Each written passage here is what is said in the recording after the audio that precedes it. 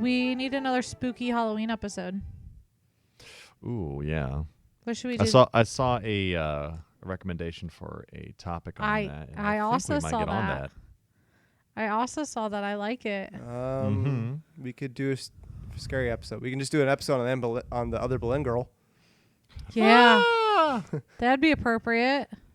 Scarily inaccurate. I did reread the book, and boy, do I have some thoughts. Well, we'll save that for when we get to that subject.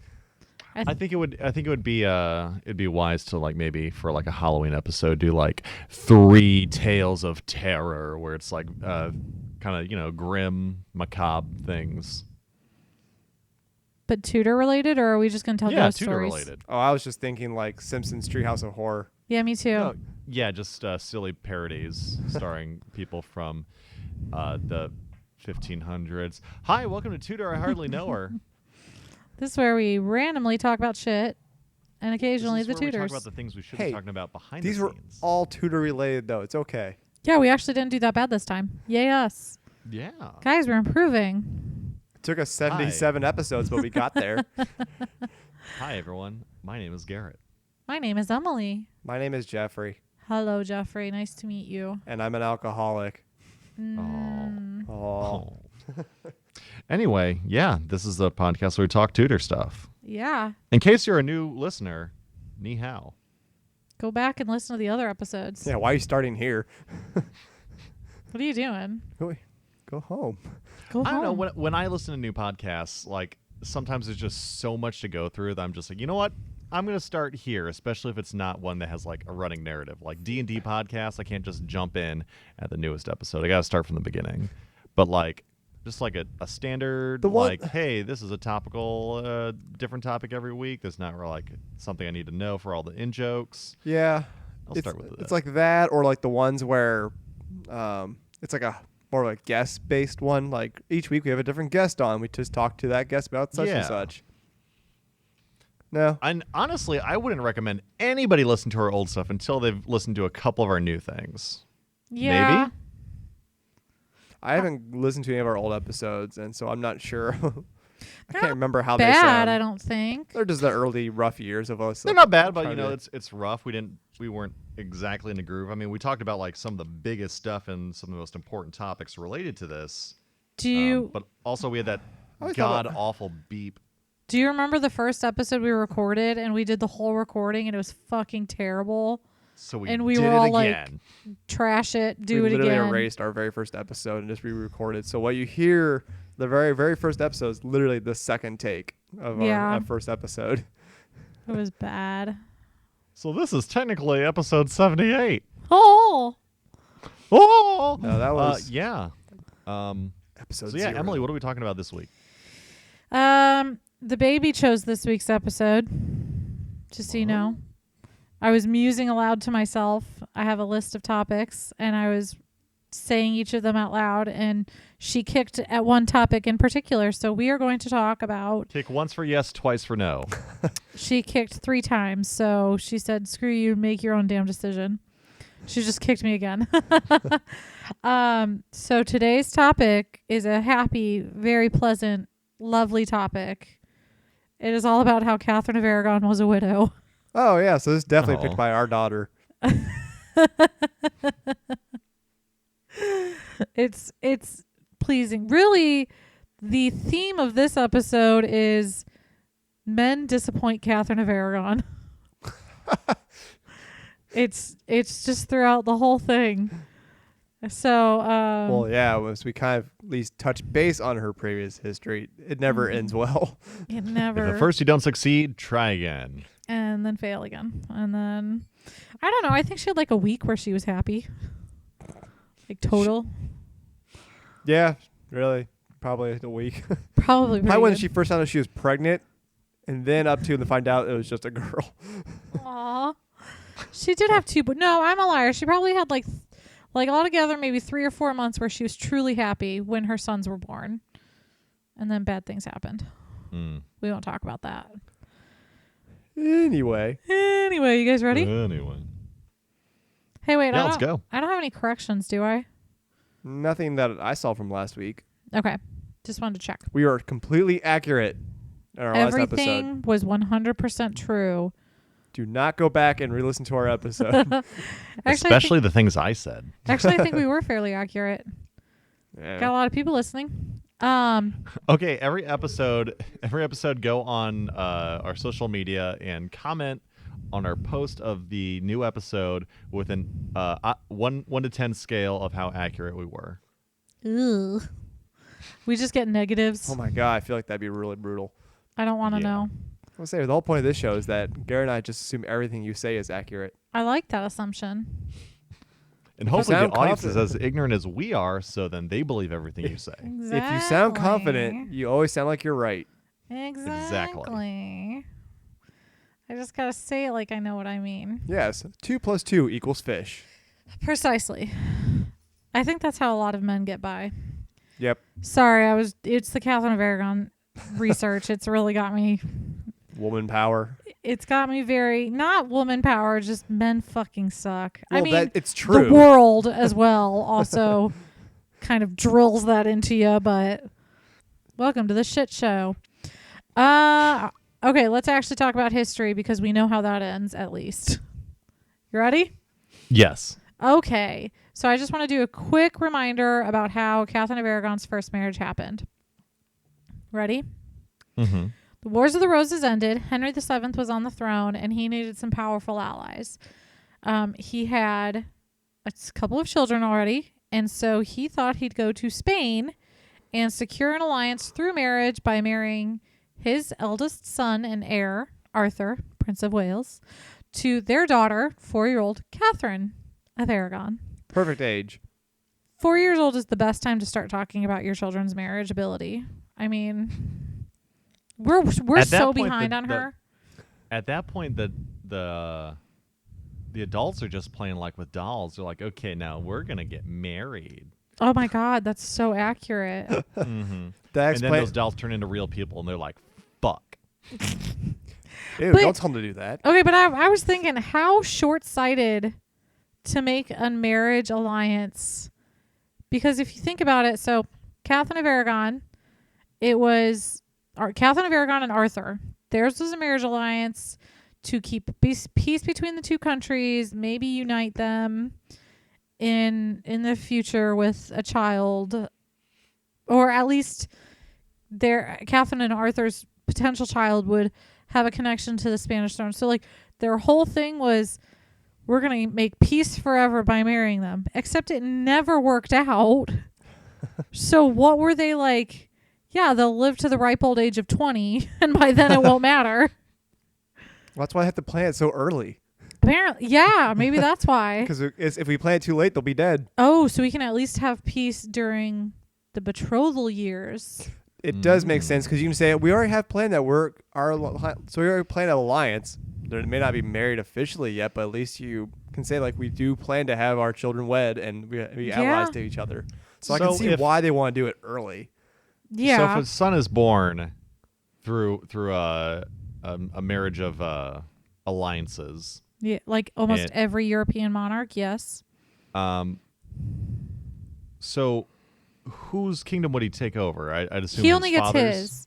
kingdom? So it would depend on the kingdom and what kind of deal they set up? the siblings. No. Oh. So if Catherine of Aragon had been the only child of Ferdinand and Isabel. Okay.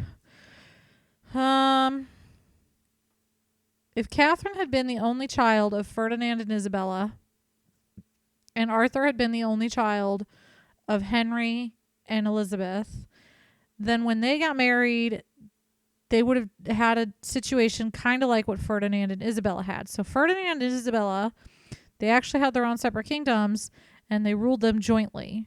But Isabella was still the queen of her country. Ferdinand was still the king of his country. So when Isabella died, her daughter Juana took the throne of Aragon instead of Castile. Instead of Catherine. Yeah. Yes. Okay. Got it. Okay. Yes. But then if you're the French king and you only have a daughter, and you marry that daughter to, let's say, the only male heir of England, she only becomes the Queen of England. She cannot, because of those laws we talked about a couple episodes ago, she cannot inherit the throne or land or anything like that. Gotcha. Okay. Got it? Get it. Got Okay. it. Good. So, when she was 4 years old, they first started doing this whole like treaty business. Then when she was 12, they were formally betrothed. And so then they went to the Pope and they were like, hey, we need a dispensation. So I think it was a dispensation so that they could marry before they came of age. But the only thing that's confusing about that is that they actually married when they were 14, which was considered of age to marry. So then I wonder if it was a dispensation because technically Catherine of Aragon was descended from the Gaunt family. Okay. John of Gaunt, which was part of the Wars of the Roses issue. Mm-hmm. So they were like distant cousins. So TBD on, I'll get back to you on whether that dispensation was actually so they could marry before they came of age. But she was 14 years old when they finally married by proxy. So what happens in a proxy marriage is you're over in one country, I'm over in another, and we have representatives who get together and do a fake wedding. And they're like you just have a big, like a duke, like a man. I, Catherine of Aragon, take thee, Arthur. And then now kiss. I've read a couple of historical things about to show that the marriage was consummated. What they would do is they would cross like naked ankles in a bed. What? Yeah. I mean, we all know the ankle is the most erotic part. So visualize like two servants who were sent out to represent them, just like crossing each other's legs. These were high-standing officials too. Oh my God! It was like dukes and earls that would do this stuff. It was Honey, I've been appointed by royalty to represent them. Oh, what are you gonna do? I'm gonna be acting as the bride. What? And I have to rub ankles with another man. I want a divorce. So they were married by proxy when she was 14 years old, but then when she was 16, they finally actually married. And that was in November of 1501. She got to meet her husband finally to say, "Hi, we're married." Wait, what? Yeah. Yes, that's kind of how it worked. That's and not done today. I believe the first meeting, so she spent a couple of fucking awful months traveling from Spain to England. And when she got there, she went to one of the palaces. And she was waiting there. And all of a sudden, Henry VII burst in with his son Arthur, completely surprising them. Been like, I came to see my bride, which, if you'll remember, Henry VIII did that with Anne of Cleves. And it was almost like a tradition, except only in England. And Catherine was like, what the fuck? Yeah, I just visualize him like kicking down the door, like, I'm here for my woman. Yeah. So that they finally got married in November of 1501. On November 28th, the Spanish sovereigns, Isabella and Ferdinand, paid the first installment of her dowry, and that first installment was 100,000 crowns. And I think we talked about this way, way, way, way long ago. It was a lot of money. And after they got married, Catherine and Arthur went to live in Wales in a happy, bright, sunny, not at all damp and disgusting place called Ludlow. And things were great for them for like 3 months. And then they both became sick in March of 1502. And Arthur died in April of 1502. Womp womp. Yep, just to recap. So Catherine is officially a widow. And not only is she a widow, but she's still ill. And tradition stated that you don't go to your royal tradition said you don't go to your husband's funeral. Like I don't think royals attended other royals' funerals.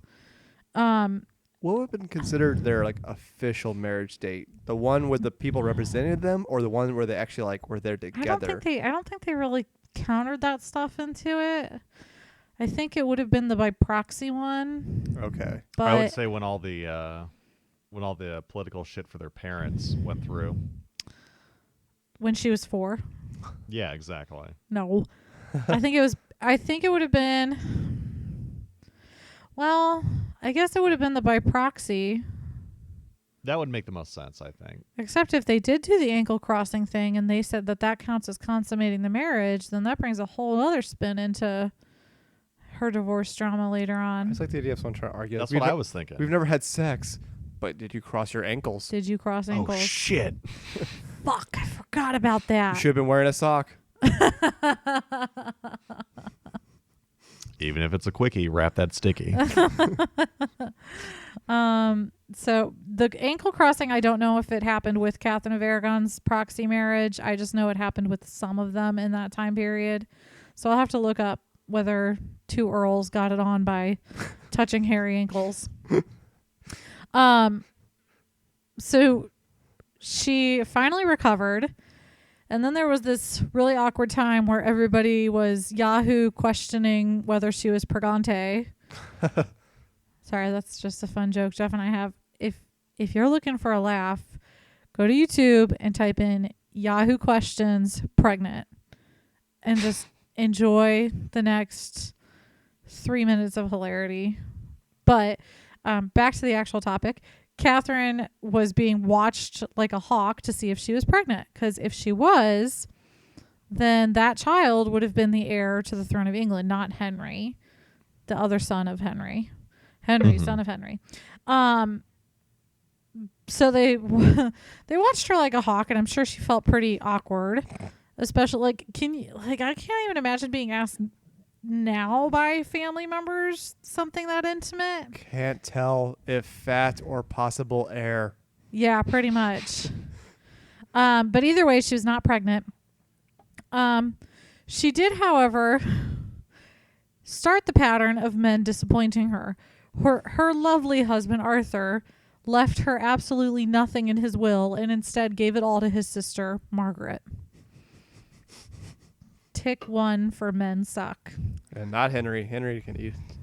Yeah. Well, they weren't married that long. I figure he wouldn't have, I mean, put as much stock in her as he did Margaret. I guess, but still, provide for your. I mean, they were fucking- married for like a bajillion years. She was like 4. Technically. Yeah, he definitely had time to prepare that will. So when Catherine was finally feeling better, Queen Elizabeth sent a litter to Ludlow Castle to bring Catherine back to London while they figured out what to do. Queen Isabel, Catherine's mother, was like, let's totally bring her home. I miss my daughter. But Ferdinand and Henry were like, shush, honey, the men are talking. And they would not stop arguing about what to do with her, all based on money. So Ferdinand had already paid half of her dowry. Another part of her dowry came in with her, and it was represented by the jewels she had, some cash, and household goods like the plate she had. And then the remainder was going to be paid in installments. In return for that dowry, she should have received what was called a jointure. Jointure? Jointure. Jointure. And that would have given her a third of the revenue of the Prince of Wales area if she was widowed. Henry was arguing, well, you guys didn't pay the full dowry, so she doesn't get that jointure. And also, I want the rest of that money, so maybe she should marry my other son. And Ferdinand was like, I'm not paying that until she's married to the other son. So she was left at this impasse. Henry didn't want to have to pay the jointer if she returned, so he was kind of eager to keep her there. And it was basically no good for him. And then on top of that, both parties wanted to keep that Spanish-English alliance, which was pretty valuable at that time for both of them. So throughout this whole thing, Catherine was living in London at a place called Durham House. Fun fact, I'm pretty sure Anne Boleyn was given that house later on while she was with Henry. So Did they make sure they take away all the little monogram towels? all the pomegranates. So I would also like to point out that she had not been in England even a full year, and she did not understand English very well. So See, that's part I always keep forgetting. You're like, oh, we got like England and France and Spain. Yeah, they and don't all these speak people- the same and language. They all don't speak This the same sounds- language. well, they'll learn Latin. This sounds like the plot of a romantic comedy. So this young girl, she's promised to some hot guy overseas. She moves all the way over there, away from everything she knows, to a country she doesn't speak the language in, and her husband croaks. And she's stuck there trying to make the best out of a situation, and she meets a young, handsome guy named Hank. This almost sounds like While You Were Sleeping. Well, Yeah. what's that? It's a Sandra Bullock movie with Bill Pullman. Okay. And I like him. she's a ticket taker at a train station in Chicago or something. And she has been secretly in love with one of the regular passengers. And one day something weird happens on a platform, and don't remember how it happens, but he gets he so goes apparently into she he gets knocked unconscious. into a coma, Yeah. and she is mistaken by his family as his fiance, and she plays into it. But then she ends up falling in love with the brother, who's Bill Pullman's character. Yeah, This almost sounds like Overboard, but not. I fucking love It also made me Overboard. think of the love story with Colin Firth and Love Actually. Never seen it. He has the with him and Ophelia. Are you sure it's Colin Firth? Colin Yes. Farrell's the other guy. You're Thank thinking. you. I'm so glad you knew what I was thinking. Colin Firth. That's the one where I was like, that 'cause angry they one? don't speak the same language. Yeah, Colin Firth. Yeah, it's kind of like that, except it doesn't have a happy ending. Except Colin Firth dies at the end instead. Except Colin Firth dies at the end. So Catherine was living in this house in London, and she didn't understand English. And then Queen Elizabeth died, Arthur's mother, in February of 1503. And she was kind of watching out for Catherine and making sure she was kind of taken care of. Mm-hmm. But then she died. And so Henry was like, I'm sad. I loved her. But also maybe now I could marry Catherine. And Isabella was so fucking upset. She wrote this really angry letter, and she's like, this is disgusting. I can't believe you're even thinking of it. And Henry was like, no. I'm kidding. I meant my son Henry. It's kind of like how some people talk in third person about themselves. I talk about my son in the first person form. It's a Good thing. save. It's a thing. So in 1503, they reached a treaty that said Henry, the future eighth, and Catherine of Aragon would get married. When And Henry live happily ever after when with lots of babies. lots of sons. When Henry, that would wait until Henry was 14. He was only not 14. Sorry, I don't want to do the math. But it would have to be. Sorry, he was only 12, so it would have to be 1505. So in June of 1503, they were formally And betrothed. how old was Catherine at this point? I wrote down her birthday, 1485. She was not quite 20. Okay. She was 18, And he was 12. and he was 12. Nice. Yeah, like one of those summer, winter, spring romances. Is that what they call? Anakin and Padme. Ew. Are you an angel? Are you an angel? Holy shit! No. Yes. Yippee! Oh my God! Can you please edit some of Anakin's lines over anything? No, this is a monarchy. There- Wizard. There's a show that shows Henry VIII as a kid, and they're working on another one that shows Catherine of Aragon's life. You should edit anything Anakin says over it. Fun fact, side note, I went to high school with the kid who played Anakin. He did. What was Tragic, man. What was he like, Jeff? Quiet and nice. Yeah. I actually had a class with him. Yeah. Yeah. Felt Was bad for everybody him. really as big of a dick as? Because there's a Cracked article that talks about how some child actors were maliciously made fun of, and it said that that there was one day where he walked into a class and the entire class like started doing lightsaber noises or something like that. Probably when he was younger. No, they said high school. Oh.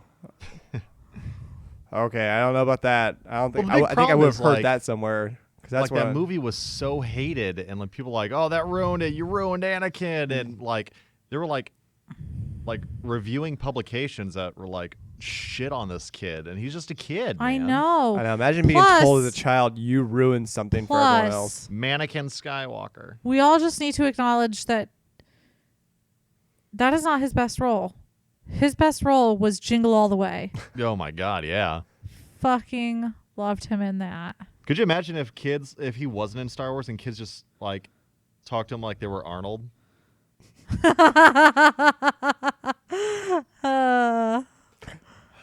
Kept sending him notes, like passing him notes in class, and he opens it and it's just Turbo Man. Oh my God. Ta-ta, Turtle Man. Jeff doesn't care for that movie. I'm fine with it. I want to watch it every Christmas, and I don't think we have yet to watch it. Anyway, that was a fun little side tangent there. Yeah, we always have one of those. So anyway. Yeah, confirmed Henry VIII is Anakin Skywalker. It actually makes a lot of Oh my sense. God, and then he turns to the dark side. Let's flesh this out a little And he bit, slaughters guys. all the younglings, a.k.a. his wives. Yeah. And also he sucks. That's And he canon. breaks away from his religion. Holy shit. Holy shit. Oh my God. I love history. This is a good story. Anyway, back to Catherine. They were formally betrothed in June. I just did a weird little stutter. They were formally betrothed in June, and the guy who was the ambassador who was supposed to make sure that the treaty was a good one, he continued this pattern of being a disappointing man in her life, because the treaty that betrothed her to Henry meant that she had no income and she would have to rely on Henry VII to support her. So let's just round of applause for De Puebla for being a shit sack. Hey, guys. Yeah. I'm sorry, but I can't stop thinking about this. I'm imagining the poster of Phantom Menace where it's like Anakin and he's like walking and then the shadow of Vader. Yeah. But it's like A cute little Henry. And then this really it's fat him from the silhouette. Tudors, like young sexy Henry, and then like his shadow is like that caricature of Henry. Except I'm just picturing like the shadow is actually the shadow of the Stay Puffed Marshmallow Man. That's mean. Please, fans, Photoshop that for us. I would Somebody absolutely love do that. something like that. I love you, Garrett. The Tudor Menace. Well, that's what this one's being called. I'm writing that shit down. The Tudor Menace. For those of you who don't do your own podcasts, whenever you come up with a thing that becomes an episode title, it feels really good. It really does. There's It just really something does. delightful about it. Anyway, back to the show. Anyway, back to the show. So, in that time, Henry VII, Ferdinand, and Isabella all requested a papal dispensation in August of 1503 so that Henry and Catherine could marry. And this dispensation was because they would have been siblings, technically, brother-in-law and sister-in-law. It was a process, and things were okay until Catherine's mother Isabella died. She died in 1504. So wait, hold on a second. They had to get the papal dispensation to say that, hey, they're not really brother and sister. They can get married. They can, right? The papal dispensation was they can get married even though they're brother and sister, technically. Even though. And then Henry would. And then Henry's like, hey, wait, no, that's bullshit. You shouldn't have done that. Yeah. So Years there were later. actually two dispensations. One based on so it all came down to whether the marriage was actually consummated. They touched ankles. What more do you want? I know. Catherine was saying it was never consummated. Her confessor was saying, yeah, it was consummated. Well, how long were they married? Arthur, Or how from long November to were they March. together. November to April. November to April. Which, like, when they were Those physically cold winter in the months, same. man. And they both knew what was expected of them, so it wouldn't have made much sense for them to delay having sex. And they debated whether to even send Catherine to Wales with him, because they're like, maybe we shouldn't let them live as man and wife yet. They're just gonna because fuck like rabbits. they're kids.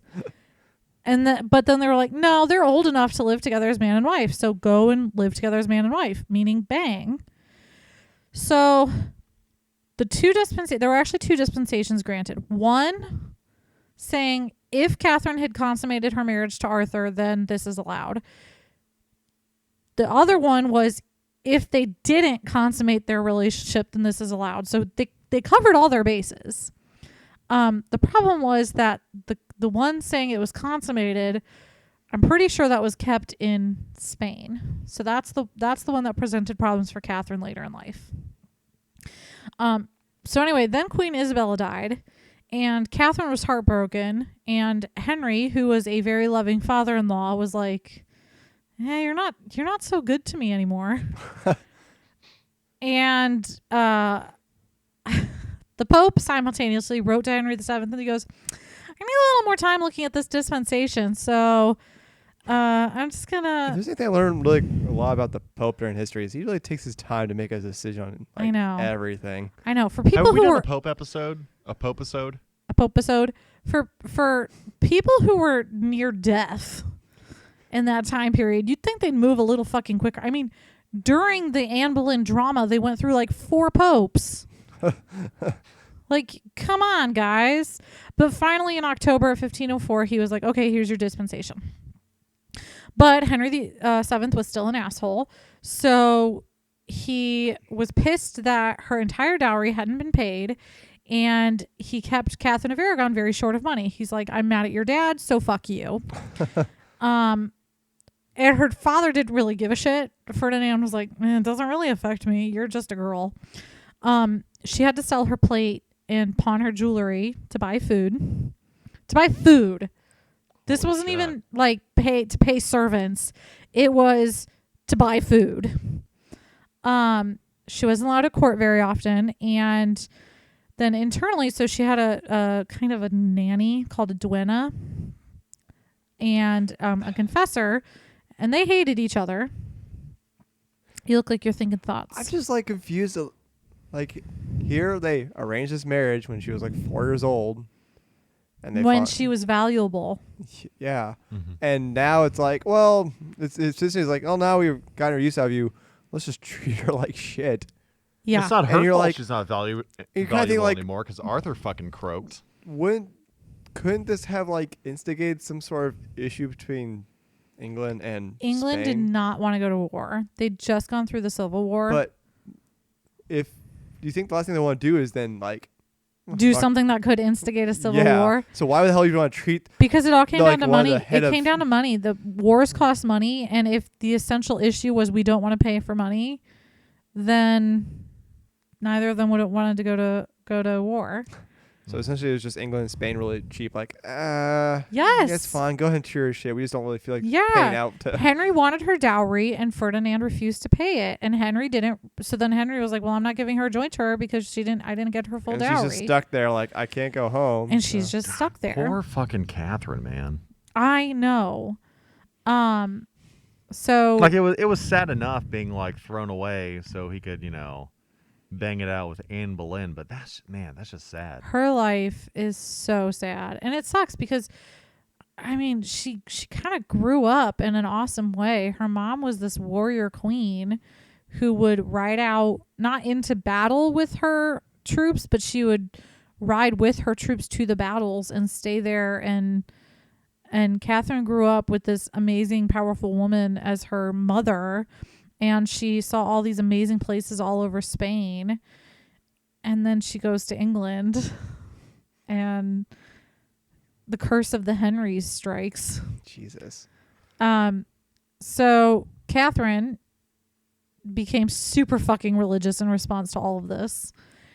And she was she became so zealous in her religion that Henry VII wrote to the Pope. And he was like, hey, could you please give my son, her fiance, permission to forbid her from excessive fasting and praying?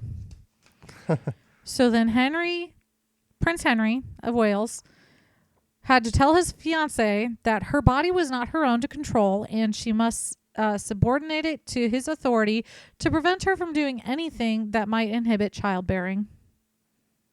Yay, man. Yay, men. Ugh.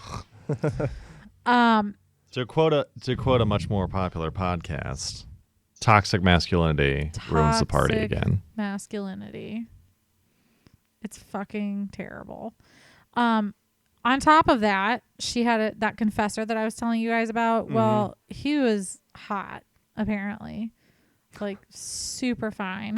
Damn. And he probably was not very celibate. And on top of that, he had a lot of influence over Catherine of Aragon. So there was a little bit of scandal going on at that time, too, where people were like, his influence is too much. He's putting like sexual moves on her. They don't think they actually had sex, but definitely it was not quite appropriate for a confessor to be like George Clooneying it all up in there. So man, after Isabel died, I told you already, Henry wasn't so keen on the match, and he actually convinced his son Henry to repudiate the match, saying, I didn't really mean it.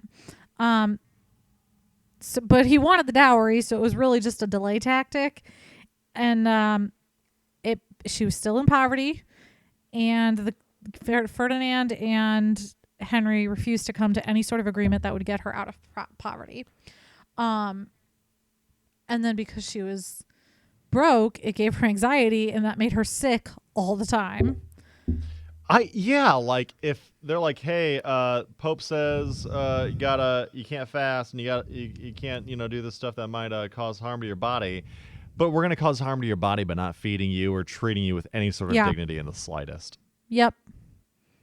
But like, also stop doing shit to your body. What the fuck? I know. Poor Catherine. She did end up seeing Henry a little bit more. Her fiance, not fiance, whatever. And they liked each other. They grew close. And Henry VII was like, nope, cut it out. Don't want you two liking each other.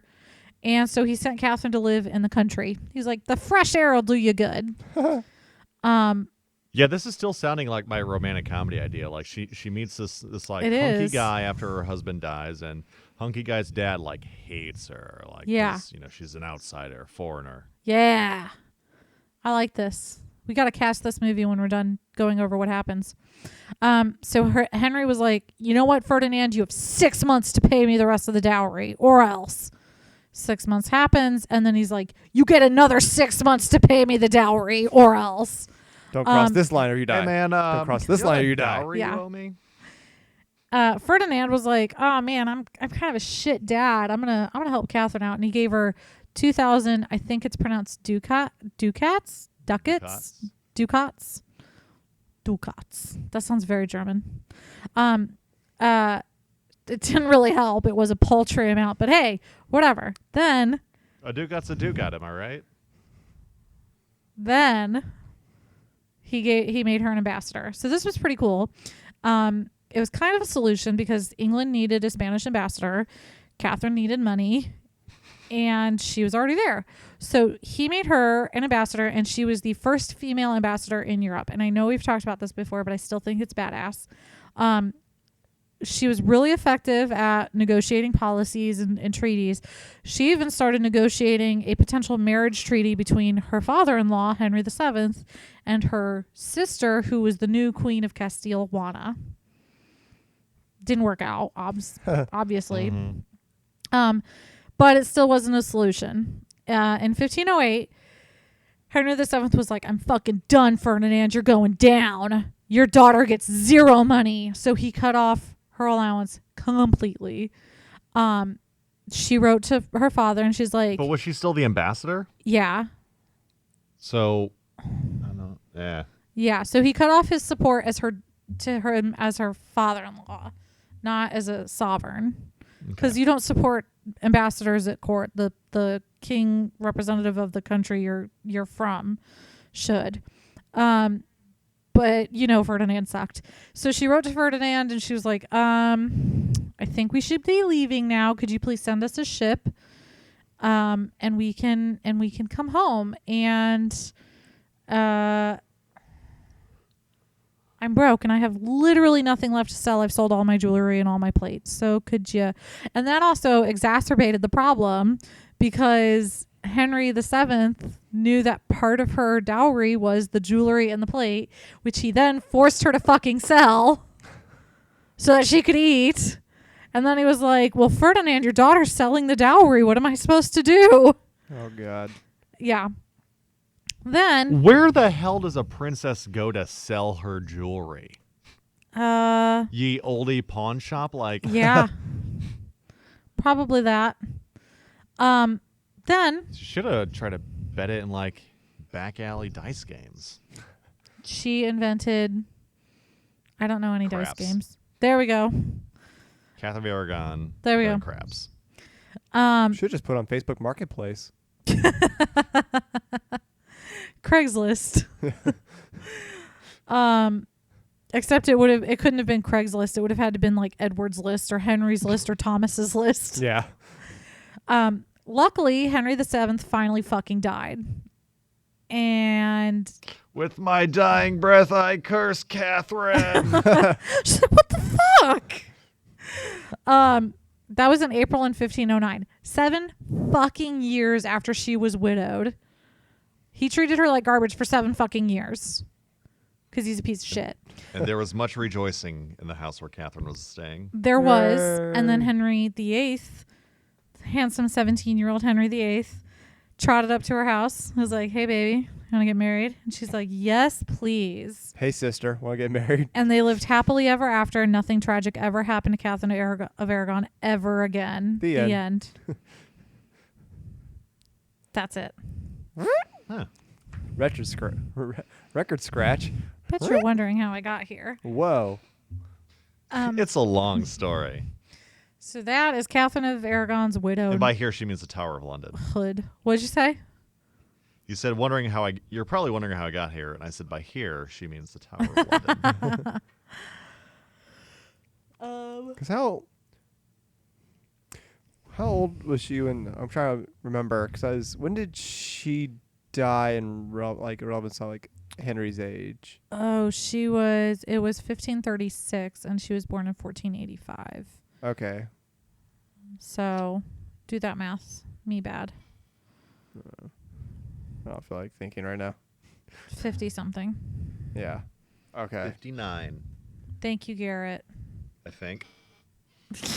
Because she died like, so she died. 51. So her and Anne Boleyn died in the same year. Yes, it did. Who'd have thunk it?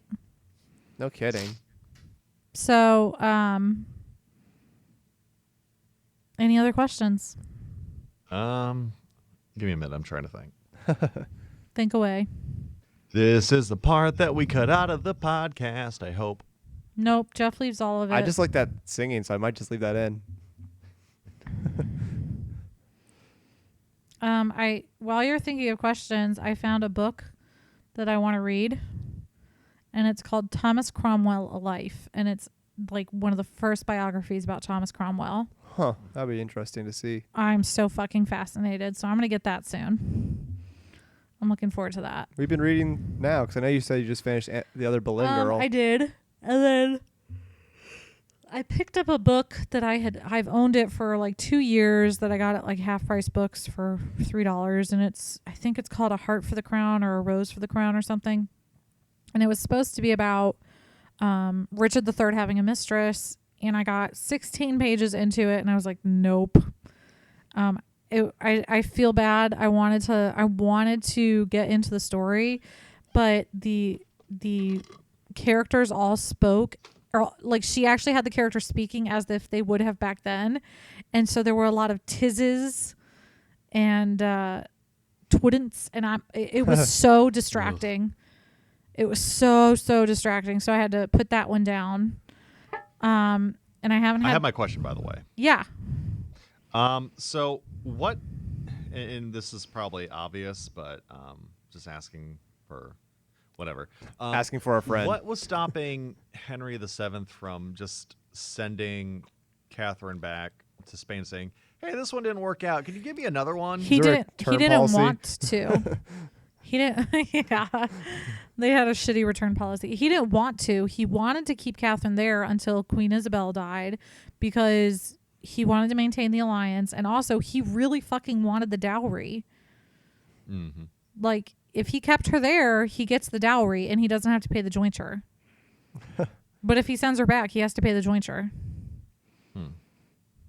Yeah. It all came down like, to money. hey, like, my kid died. Give me a freebie, all right? Yep. Also, I randomly, going back to what we were talking about, our title, I was thinking we could call this Rose Wars. What can we call it? Rose Wars, the Tudor Menace. Oh, my God. Get out of here, Jeff. I like You're the too Tudor. handsome I like and the Tudor smart for your Menace. own good. I'll just let myself out. Thanks. Hey, we need to cast this rom-com movie that we have got going on with this story. Now, are we going by the rom-com actors of today? Anything. Or Like, I you can think you that can the specify, perfect like- or person is this to gonna be play like a 90s Spanish woman. You can specify, like, I want 1990s Sandra Bullock with, like, 2016 Chris Pine. Is this gonna be, or is this gonna be like 1990s, like Meg Ryan? Ooh, do you want Meg Ryan and in Tom it? Hanks. Tom Hanks is Henry VIII. No, because we know he becomes evil in the end. And you can't do that with Tom Hanks. But Yeah. no, this is like an alternate history take where everything works out in the end. Oh, okay. This is for history for people who didn't finish history class. I was thinking the perfect woman to play a Spanish woman would be Scarlett Johansson. I That vote. joke never gets old. Let's see, Catherine of Aragon. Who I can? do like Meg Ryan and Tom Hanks though, like both in their prime. I know, like the Like one- Sleeping like in the You've Got Seattle Mail. and You've Got Mail. man. We I- really are but- into the Nora Ephron stuff lately, aren't we? I don't know what you're talking But about. Sandra Bullock, I think she's really good at playing the like. She's like the girl next door, very innocent- exasperated, very funny. Yeah, I think I want Sandra Bullock. Okay, Okay, so so I yeah, want Sandra Bullock as Catherine. yes. Who would play Henry the VII? Because I am totally picturing John Goodman. 90s, it would work. Yeah, 90s John Goodman. He already played King Ralph. Yes. I'm thinking someone a little more menacing, not like Charles Dance, but like someone who's like, what a bastard. Joffrey. Who's a bastard, Jeff? The thing is, I'm trying to think to 90s movies. Don't he's don't. bad guys. I don't think we need to focus on that. Kevin Spacey. Well, okay, he's just a real life bad guy. Oh, sorry, I got confused. Who's a good villain? Like a villain you love to watch. You know what? Fuck it, James Earl Jones. All right, let's fucking do it. James Earl Jones. He's Henry VII. I like it. Arthur is played by. He's got to be somebody. In my head, I dopey. keep saying Josh Hutchinson. Yes. We still need our Henry VIII. Who's the dashing? I feel like Henry VIII has to be like, no, Ryan Gosling. Oh my god. Ryan Gosling is Henry VIII. It's the weirdest age gap of actors I've ever heard. Hey, No, Ryan no, this is Gosling like actually everyone in their dated prime. Sandra Bullock. And also, we're putting their ages in the appropriate list, so it would be like young Sandra Bullock and younger. It's got to be Ryan Gosling, though. I'm imagining a scene at Arthur's wedding. Catherine's looking really sad, and Ryan Gosling as Henry's just staring at her from over across the room, just giving the Ryan Gosling look like, hey, girl. Who do we want as Ferdinand? I know. Rupert Everett. I could actually see that. I was going to say someone very flamboyant. Rupert Everett. Rip Torn.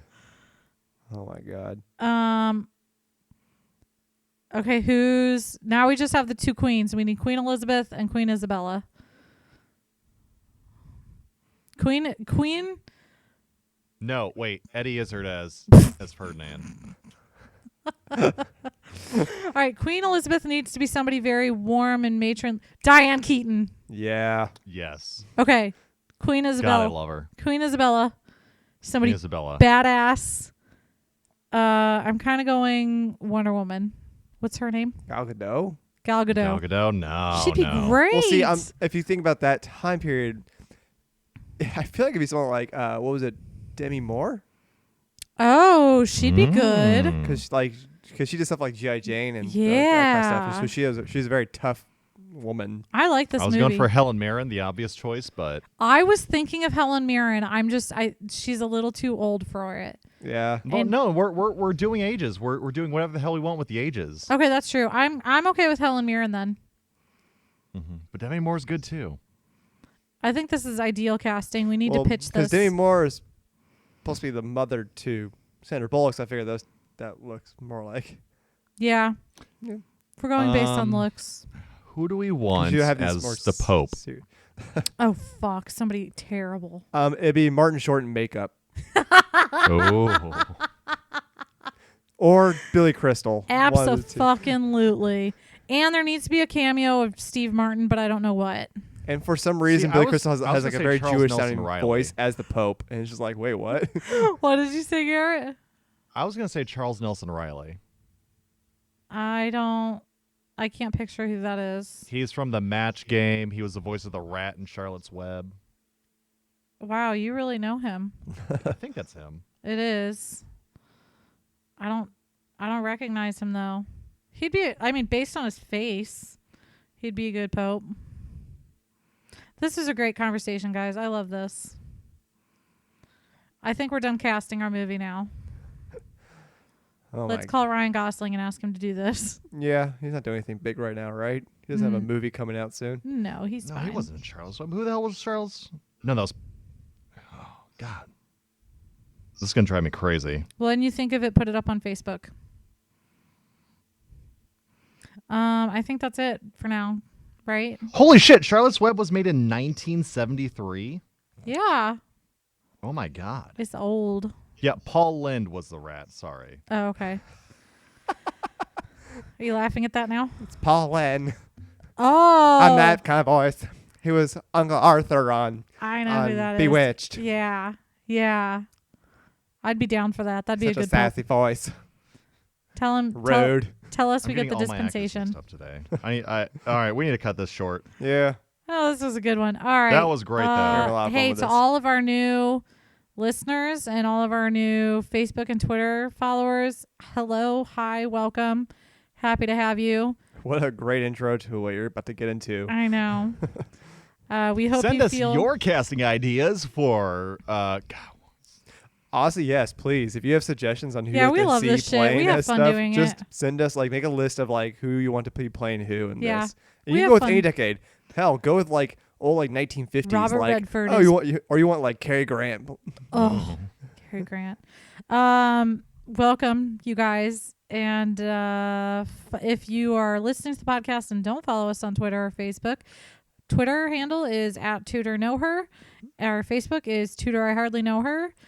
Rate and review us, and definitely subscribe. Subscribe, share. If you see Share posts, away. if you like stuff. Share it. Yes. And I believe that's it, right? Yeah. Yeah. So until next time. All right. Divorced, beheaded, died. died. Divorced, beheaded, survived. Goodbye. Goodbye. Bye.